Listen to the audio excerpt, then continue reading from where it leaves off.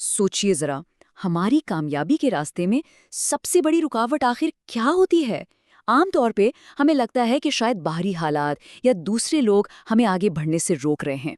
लेकिन आज Ryan holiday की जबरदस्त किताब ईगो इज द एनिमी के इस तज्जिए में हम एक बहुत ही दिलचस्प और थोड़ी हैरान कुन हकीकत जानेंगे। हमारी सबसे बड़ी रुकावट बाहर नहीं, बल्कि बिल्कुल हमारे अपने अंदर मौजूद है। तो चलिए सीधा इसकी गहराई में चलते हैं। जिंदगी में आने वाली इन तमाम रुकावटों का असली सरचश्मा आखिर है क्या? देखें, जब हम नाकाम होते हैं ना, तो बाहरी लोगों पर इल्जाम लगाना बड़ा आसान महसूस होता है। लेकिन सच्चाई ये है कि हमारा सबसे बड़ा दुश्मन हमारी अपनी ईगो या अना है, और सच पूछिए तो यही हमारी मुसलसल नाकामियों की असल वजह बनती है। इस सफर में हम इन 6 अहम मरहलों से गुजरेंगे। पहला, छुपा हुआ अंदरूनी दुश्मन। दूसरा, नए सफर का आगाज। तीसरा, कामयाबी मिलने का वक्त। चौथा, नाकामी का सामना। पांचवां, अना के खिलाफ 3 अहम हथियार। और आखिर में वो रोजाना का फैसला जो हम सबको करना होता है। तो शुरू करते हैं पहले हिस्से से, द हिडन इंटरनल एनिमी, यानी हमारा छुपा हुआ अंदरूनी दुश्मन। ईगो ऐसी चीज नहीं जो हमेशा वाज़ेह तौर पर सामने आए। तो ये अना या ईगो आखिर है क्या? असल में ये वो अंदरूनी आवाज़ है जो हमें कुछ भी नया सीखने और आगे बढ़ने से रोक देती है। ये एक झूठा एहसास पैदा करती है कि भाई हम तो पहले से ही मुकम्मल हैं, हमें सब आता है। ये आवाज़ मुसलसल दिखावे की तरफ धकेलती है और खामोशी से, जी हाँ बिल्कुल खामोशी से, हमारी बेहतरीन सलाहियतों को तबाह कर देती है। यही वजह है कि इसे वक्त पर पहचानना इतना ज़रूरी है। आगे बढ़ते हैं दूसरे हिस्से की तरफ, स्टेज 1, स्टार्टिंग आउट, यानी नए सफ़र का आगाज़। जब भी किसी नए मकसद पर काम शुरू होता है ना, तो ये अना हमारी सबसे बड़ी भटकावट बन सकती है। यहाँ एक बहुत ही ज़बरदस्त फ़र्क सामने आता है। देखें, मकसद के बारे में सिर्फ बातें करना और असल में उस पर लगातार मेहनत करना, इन दोनों में ज़मीन आसमान का फ़र्क है। ईगो हमेशा चाहती है कि मेहनत से पहले ही वाह हो जाए, शोहरत मिल जाए, जबकि हकीकत यह है कि कामयाब लोग खामोश रहते हैं और सिर्फ अपने अमाल को बोलने देते हैं। तो फिर इसका हल क्या निकला? अपनी अना को बिल्कुल खामोश करें और एक स्टूडेंट बन जाएं। तरक्की पाने के लिए ये मानना बहुत ज़रूरी है कि कोई भी शख्स दुनिया की हर चीज़ नहीं जानता। जिस लम्हे जहन में ये ख्याल आता है ना कि मुझे तो सब मालूम है, यकीन मानिए ठीक उसी लम्हे हमारी तरक्की मुकम्मल तौर पर रुक जाती है। चलिए आगे बढ़ते हैं, स्टेज 2, अचीविंग सक्सेस। अब देखते हैं कि जब कामयाबी मिल जाती है तो क्या होता है। एक बहुत ही अहम बात, आजिज़ी के बिना मिलने वाली कामयाबी महज आरिज़ी होती है, यानी टेम्परेरी। होता क्या है कि कामयाबी अक्सर इंसान को मगरूर बना देती है। ईगो कान में सरगोशी करती है कि हम तो सबसे ख़ास हैं और अब मज़ीद किसी मेहनत की ज़रूरत नहीं।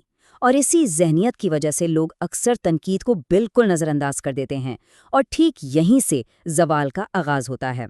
तो फिर ऐसे में ज़मीन से जुड़े रहने का रास्ता क्या है? ये 3 चीज़ें: अपनी पिछली जिद्दोजहद को हमेशा याद रखना, लगातार सीखने का अमल जारी रखना और दूसरों का एहतराम कायम रखना।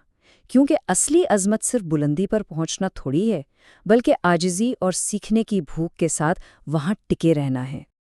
अब आते हैं स्टेज 3 पर, फेसिंग फेलियर, यानी नाकामी का सामना करना। ये एक ऐसी कड़वी हकीकत है जिसका सामना ज़िंदगी में कभी ना कभी हर किसी को करना पड़ता है। नाकामी के वक्त ना 2 रास्ते सामने आते हैं।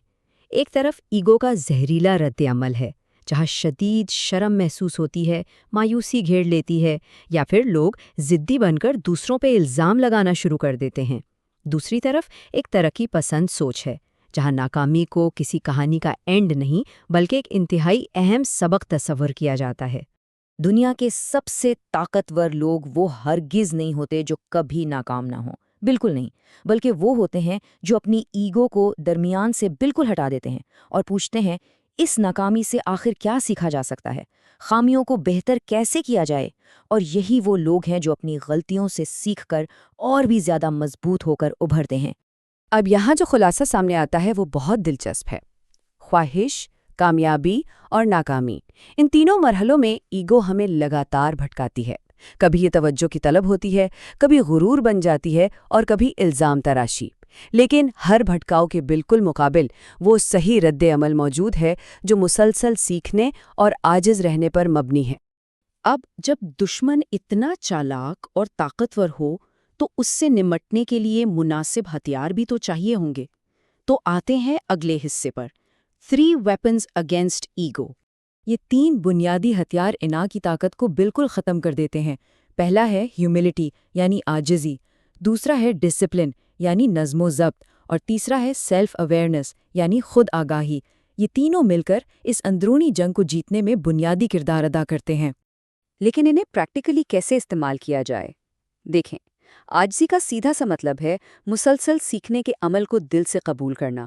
نظم و ضبط کا مطلب ہے اپنی ساری توجہ صرف اور صرف اپنے کام پر رکھنا، نہ کہ شہرت پر۔ اور خود آگاہی کا مطلب ہے اپنے رد عمل اور جذبات پر مکمل قابو رکھنا۔ جب یہ تینوں مل جاتے نا تو ہم ان لوگوں میں شامل ہونے سے بچ جاتے ہیں جو تیزی سے اوپر تو جاتے ہیں لیکن ایگو کی وجہ سے اتنی ہی تیزی سے نیچے بھی گر جاتے ہیں۔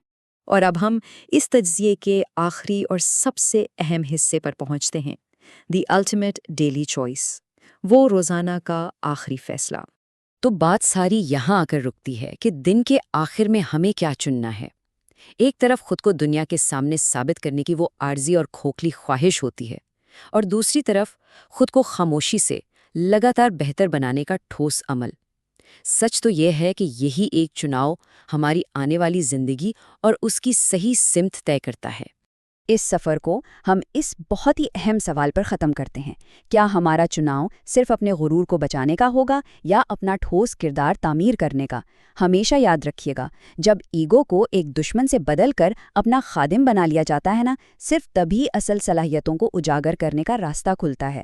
اور سب سے اہم بات، یہ فیصلہ ہمیں زندگی میں صرف ایک بار نہیں بلکہ ہر روز، ہر لمحے کرنا ہوتا ہے۔